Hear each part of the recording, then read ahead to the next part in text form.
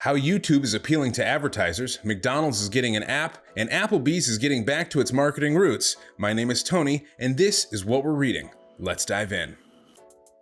Brand equity. History matters. Brand equity nurtured over several years can provide its holder with tremendous staying power.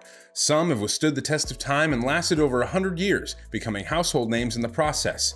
Coca-Cola, Kellogg's, LL Bean, UPS, and Carhartt are spotlighted for their ingenuity, adaptability, utility, and most of all, their entrepreneurial spirit and vision. Some companies are able to utilize their original, timeless vision as fuel to propel themselves through decades of social change, economic highs and lows, changes in consumer behavior, market volatility, and changes in marketing strategy. This evolution is written into the brand's history and builds upon its DNA, creating a molecular structure or brand equity that provides insight on how to market honestly and organically. YouTube appeals advertisers with more performance prediction metrics for TV ads. YouTube is now attempting to harness some of the ad money that would normally go to traditional TV networks were it not for COVID-19 induced production delays.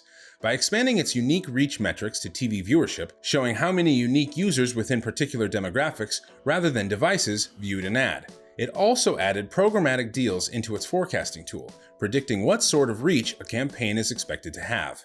YouTube has been expanding its TV base to the point that users currently watch over 450 million hours of content daily. Now with unique reach metrics and programmatic ads, advertisers will now know who's viewing ads and how much they can expect to increase a marketing campaign's reach. McDonald's app offers mock insurance to drive trial of new spicy McNuggets. McDonald's aims to appeal to the younger generation of spice lovers with its first nugget flavor change ever, Spicy McNuggets.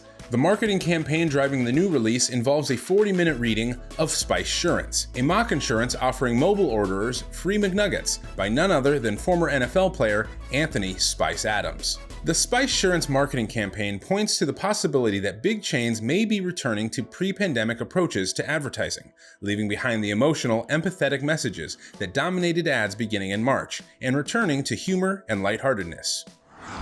Applebees gets back to its grill and bar roots, an interview with CMO Joel Yashinsky.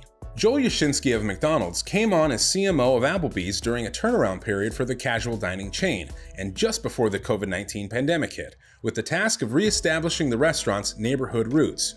With its customer base equally divided between millennials, Gen Xers, and baby boomers, Applebees believes it can reach each cohort through loyalty to its comforting and simple bar and grill identity. After COVID-19 hit, 85% of Applebee's business disappeared as dining rooms were ordered to close.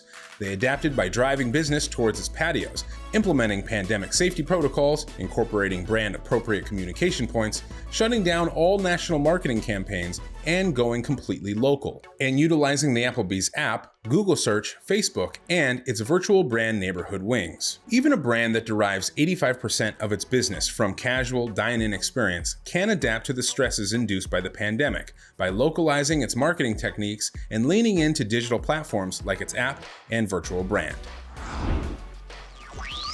And that's what we're reading. We'll see you next week.